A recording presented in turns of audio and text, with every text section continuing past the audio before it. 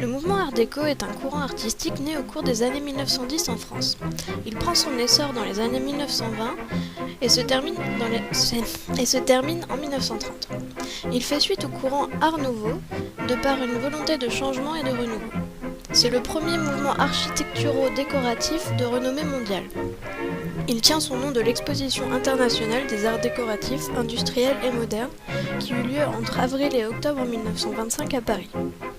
L'art déco est en plein essor durant les années folles et se traduit par un renouveau artistique et culturel influencé par les États-Unis, la radio et le cinéma. En 1929, le mouvement Art déco prend fin avec le krach de Wall Street et la Grande Dépression, laissant alors la place au modernisme. Les domaines artistiques touchés sont l'architecture intérieure et extérieure, le design, avec l'équipement de l'habitat et des bureaux, mais également des moyens de transport, la mode, avec la naissance du style dit garçon pour les femmes, et le graphisme, notamment en ce qui concerne les affiches publicitaires ou la typographie. Le style Art déco débute avant la Première Guerre mondiale et se différencie des volutes et formes organiques de l'Art nouveau par sa rigueur classique et ses formes symétriques et géométriques. Le décor est encadré, le dessin inspiré de la géométrie cubiste. Les trois mots d'ordre de l'Art déco sont ordre, couleur et géométrie. Utilisés essentiellement à des fins décoratives et non structurelles, à la différence du modernisme ou style international.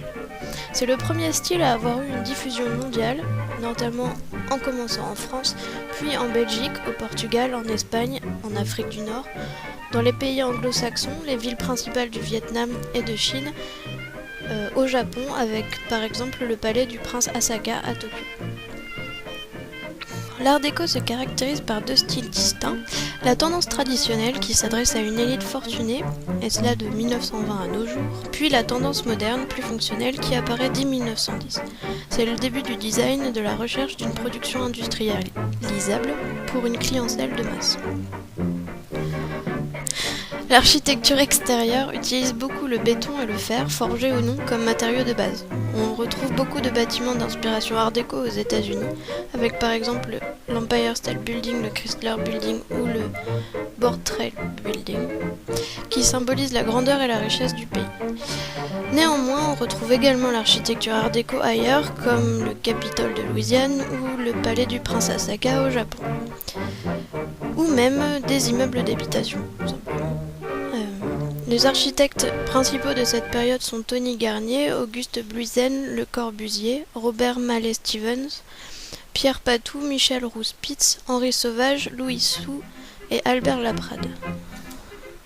En architecture intérieure, on retrouve des tapisseries aux motifs chargés, des vitraux aux formes géométriques très colorées, les décorations murales sont peintes, des sculptures ornementales, un mobilier en bois avec l'utilisation du chêne, de l'acajou, du thuya, du palissandre, du citronnier et de l'amarante, avec un contraste bois clair et bois foncé très présent, mais aussi du marbre.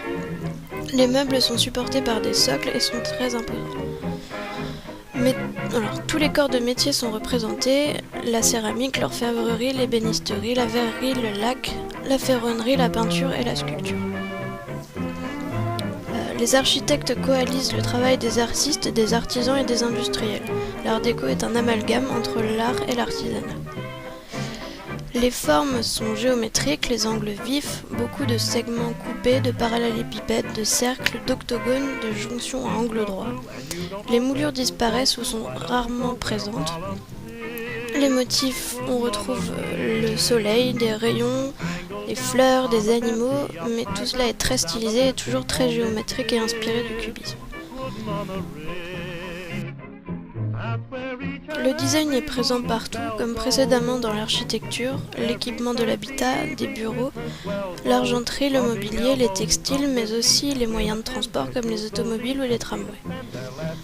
La mode se démarque par la naissance du style garçon chez la gente féminine avec plusieurs égéries telles que Suzanne Lenglen, une tenniswoman française, Louise Brooks et sa célèbre coupe, une actrice américaine, Tamara de Lempicka, la célèbre peintre polonaise, mais aussi Joséphine Baker, chanteuse, danseuse et meneuse de revue américaine, très impliquée dans la lutte contre le racisme, qui soutient les discours de Martin Luther King et active dans la résistance française. Le graphisme est présent dans les affiches publicitaires qui rappellent beaucoup le mouvement cubiste, mais aussi étonnamment plus tard les affiches de propagande communiste. Elles sont très colorées, contrastées, mais prônent toujours la ligne claire. La typographie est anguleuse et ronde à la fois, plutôt masculine. Le cinéma est lui aussi touché, avec la création de films tels que le célèbre Métropolis de Fritz Lang en 1927, ou L'Hymne humaine en 1923 par Marcel L'Herbier, qui réutilise les structures créées par Robert Mallet-Stevens. Le cinéma Le Grand Rex, d'architecture art déco, voit le jour en 1930 à Paris. Le mouvement art déco est très critiqué au début pour sa superficialité et il touche d'abord les classes les plus aisées, puis s'adapte et finit par être demandé au sein de toutes les catégories sociales et devient très populaire.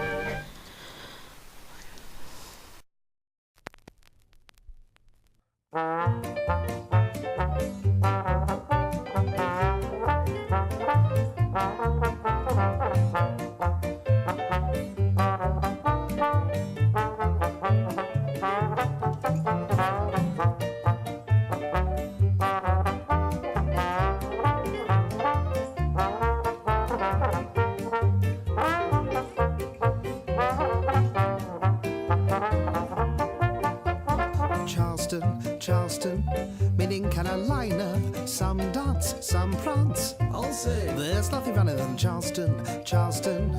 Gee, how you can shuffle every step you do. It's something you, man, I'm telling you, it's an episode. Buck dance, wing dance will be your back number, but the Charleston, the new Charleston, that dance is surely come sometime.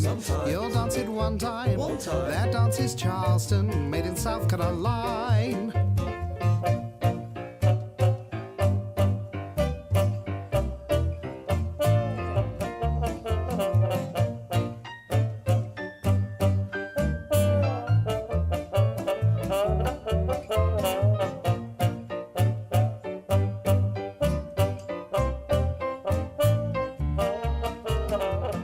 Something completely different featuring the one and only Baron Schneider with our very own Charleston rap.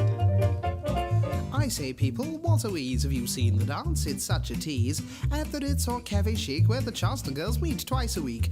Dance like crazy, that's the stuff. Spinning around till you've had enough. Move those arms, swing those feet. The Charleston's here, by Jove, it's neat. Kick those feet, you can't go wrong. Yes, you can Charleston all night long. Shake your beads, give a wave. Do it now, it's all the rave. Forwards, backwards, that's the show. Now it's moving, tally-ho. Move in time, shake a foot, that's splendid, darling. What a hoot. Ha ha ha ha ha. Charleston, made in Carolina. Some dance, some prance. I'll say there's not violent Charleston.